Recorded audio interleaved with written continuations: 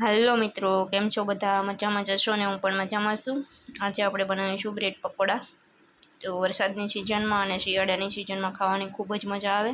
તો અત્યારે વરસાદ વરસી રહ્યો છે ને આપણે પકોડા બનાવવાના છે. તો હાલો બધા બ્રેડ પકોડા ખાવા. તો જો આપણે બેસન લઈ લીધો છે. બેસનમાં આપણે સ્વાદ પ્રમાણે મીઠું એડ કરીશું. ખાલી કહેવા માત્ર ચૂટકી જેટલો હળદર પાવડર એડ કરીશું. ખાલી છે જ નાખવાનું છે આપણે. અને તમારે હિંગ એડ કરવી હોય તો કરી શકો, નકર પણ કરી શકો છો. થોડી આપણે હિંગ એડ કરશું. હવે આપણે પાણી એડ કરશું. સરસ રીતે બેટર તૈયાર કરી લઈશું.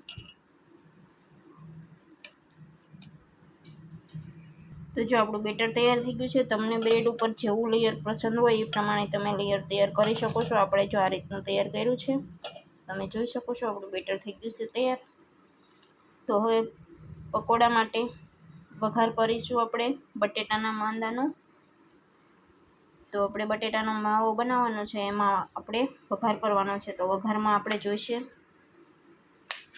ડુંગળી અને મરચાં અને આદુ લસણ. તમારે નાખવું હોય તો નાખી શકો, નકર સ્કીપ પણ કરી શકો છો. આપણે આદુ લસણ નથી નાખતા, એટલે આપણે જો અત્યારે આપણે તેલ મૂકી દીધું છે અને તેલ ગરમ થાય એટલે આપણે ડુંગળી અને મરચાંનો વઘાર કરી નાખશું. જો આપણું તેલ સરસ ગરમ થઈ ગયું છે, આપણે હિંગ નાખી દીધી છે અને હવે ડુંગળી અને મરચાં એડ કરી દઈશું. હવે ડુંગળી ગોલ્ડન બ્રાઉન કલરની થાય ત્યાં સુધી આપણે ચડવા દઈશું. આપણી ડુંગળી સરસ સતળાઈ ગઈ છે, તમે જોઈ શકો છો. હવે એમાં આપણે મસાલા એડ કરી દઈશું.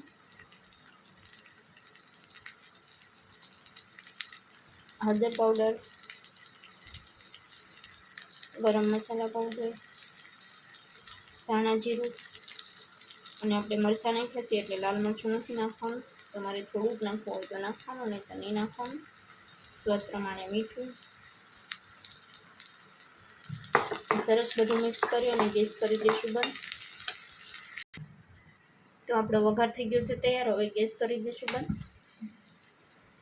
અને વઘાર રેડી થઈ જાય પછી આપણે અડધું ફાડું લીંબુનું નાખી દઈશું એમાં.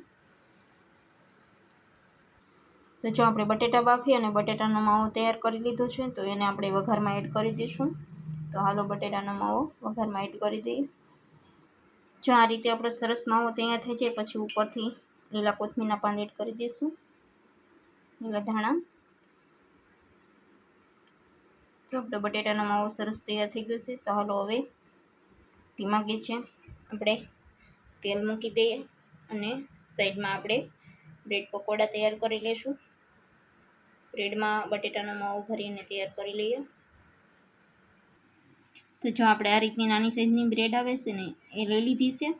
એમાં હાલો આપણે બટેટાનો માવો ભરી અને તૈયાર કરી લઈશું. આ રીતે તમે બ્રેડને ભરી અને તૈયાર કરી લેવાની છે. અને તમારી પાસે જો નાની બ્રેડ ન હોય અને મોટી બ્રેડ હોય તો પણ ચાલે. નાની બ્રેડ હોય તો પકોડા ખાવાની મજા આવે, એટલા માટે આપણે નાની બ્રેડ લીધી છે. તો એને આ રીતે ભરી અને પછી બીજી બ્રેડ લઈ અને એને આ રીતે કવર કરી દેવાનું છે. પછી વચ્ચે આ રીતે કટ લગાવી દેવાના છે. પકોડાના શેપમાં લઈ લેવાના છે આપણે.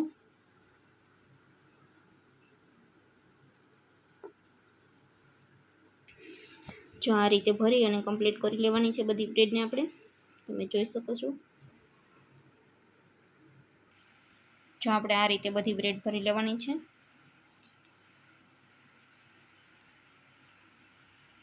જો આપણું તેલ સરસ ગરમ થઈ ગયું છે, આપણે આ રીતે આમાં પકોડાને લોટમાં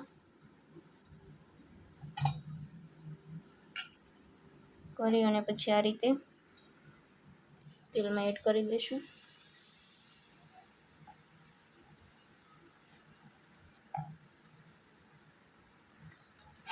પકોડાને જો આ રીતે પલટાવી અને આપણે પકાવી લઈશું. તમે જોઈ શકો છો આપણે સરસ ગોલ્ડન બ્રાઉન થાય અને એકદમ સરસ પાકી જાય ત્યાં સુધી આપણે ચડવા દેવાના છે પકોડાને.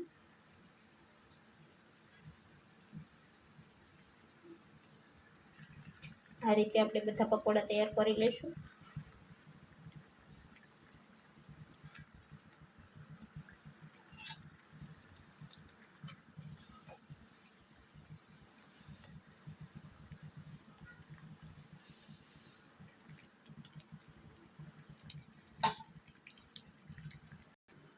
હલો, તો જો આપણા બ્રેડ પકોડા થઈ ગયા છે તૈયાર.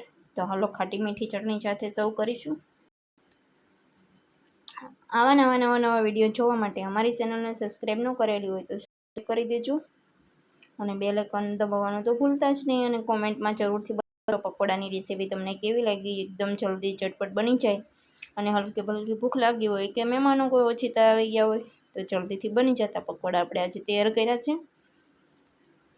જાજી સામગ્રીની પણ કાંઈ જરૂર નથી પડતી અને વરસાદની સિઝનમાં તો ખૂબ જ ખાવાની મજા આવે તેવા પકોડા થઈ ગયા છે તૈયાર. તો હાલો આપણે સર્વ કરીશું. તો આપણી પ્લેટ થઈ ગઈ છે તૈયાર. હાલો બધા પકોડા ખાવા.